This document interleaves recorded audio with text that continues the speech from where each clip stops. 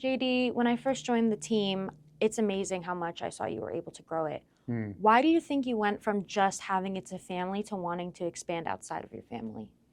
Yeah, it wasn't necessarily that in the beginning that I wanted to extend the team beyond family. What we were trying to do was solve for our own needs, and especially myself, as even though I came from a second generation family, I had some support.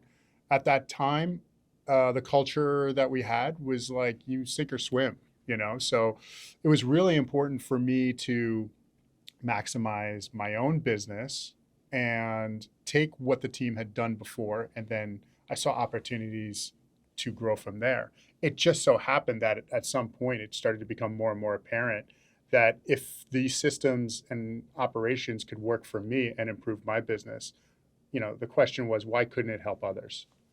Yeah, definitely. And it's funny that you say sink or swim because I know you tell me that like the failure rate in agents is like through the roof. Mhm. Why do you think when joining a team it's different, specifically your team? Because I've seen a lot of agents really stem and have a lot of success from joining you. Yeah, I mean, it's widely reported. You can see different numbers online, or you may have heard from people like Tom Ferry and other resources that the failure rate is 90% or above for people that get into the business and try and attempt to do this business full time. It's a very difficult career. The what you need to know, the approach, the mindset you need to have, and most people are just they're relying on their intuition and maybe getting some support from a manager or a team leader. But what you really need is somebody that can accelerate your ability to learn what is actually going to work, not necessarily what you think is going to work. Because, look, as somebody that's been doing this for 17 years, I had to go through a lot of failure myself. So now as a team leader, what I'm trying to do is when people join the team, I'm trying to impart as much as I can so they're not guessing, they're not going on their journey failing as much as they might have had to. They can skip a lot of that as long as they follow the Lennard team way. They're almost guaranteed to succeed. That's amazing. And I think the thing I've been most curious about is Mhm. how did you become a team leader? You know, you were working with your mom, your dad, your sister. There really wasn't a leader. How did you learn how to do that? Oh, there certainly was a leader. It took a lot of time for me to eventually, earn the right to think of myself or even call myself the leader of the Lennard team. My father was a very successful real estate agent in his own right, and worthy of a lot of respect and my gratitude. My mother, it was no slouch either. I mean, she's a tremendous resource even to this day. My sister's 5 years older than me and was in the business before me. So why did it fall to me?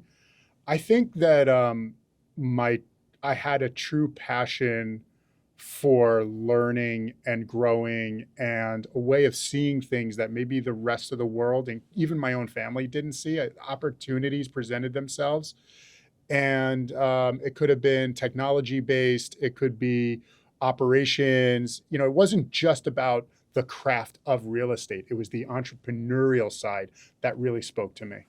And is there anything that inspired that passion growing up? Like, was it just always there? Did something happen that it just clicked with you that you were meant to do this? That's a great question. I remember years and years and years ago, before anybody knew who Gary Vaynerchuk was, I was in a room where he was speaking. Maybe there was like 200 people in the room. It was a very early Tom Ferry event.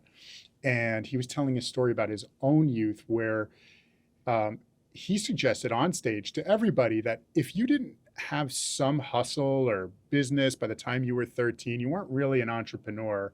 And I understood where he was coming from, but at the time I was much younger. This is like 15 years ago. So I took a bit of offense to it. I don't today, but again, I could see what he was saying.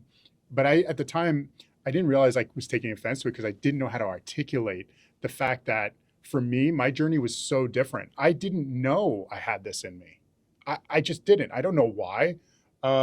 Just my life's journey brought me in different directions. It actually wasn't until I was living in Taiwan, of all places, I lived there for 3 years. I taught English. I went there with zero experience, and I had to learn. Again, we were talking before about sink or swim. It was a sink or swim moment, and I got a job at a few English schools. I failed because I didn't know what I was doing. But each time I failed, I took the lesson and I learned and I grew. And I turned that into a very thriving business for myself as a private teacher and teaching in various schools to make up enough hours where I was making really good money for somebody that was living overseas. And that was like the spark.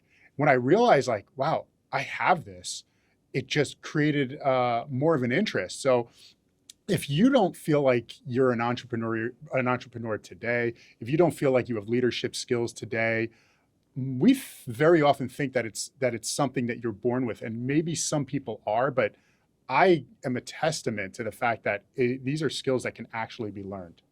Yeah, I can definitely see that, and that's amazing that you were able to bring it there. And I think a lot of the agents, I've seen them grow and I've seen the confidence build from when they first started. Yeah. How do you think you helped build that confidence? What were some things that you took from that you were like, wow, this is how they were able to kind of break out of their shell? Yeah. Simply just by being real, by really connecting with people on a human level. I think about Brene Brown, about sharing but not oversharing. I think it's finding the right balance, because this is a professional environment. People are here to reach their own goals and dreams, to help other people. So I guess I start there. I start with, why are we here? What are we trying to do? If you want to reach your own goals, like Zig Ziglar said, if you want to get what you want, you help other people get what they want. That's a paraphrase of that, but that is something that is really true and something we promote on the team.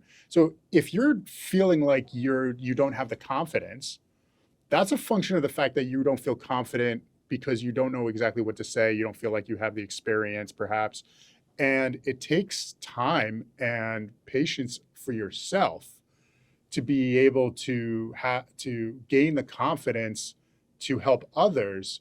But you have to put yourself in those situations. You have to be open to failing so that you can learn. And you have to be dedicated that even if you have setbacks, that it's not going to prevent you from your eventual goal. And then over time, I just see it like time and time. I've gotten to see these journeys of these agents over and over and over again. That has given me confidence that what I'm sharing with them is true, that by imparting my confidence onto them, that they can then turn that into confidence that will help them thrive in their business.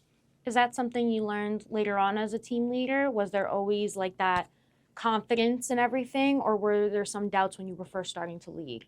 I think if you are a leader and you don't admit that you have doubts, I don't think you're a true leader. I mean, it's not realistic as a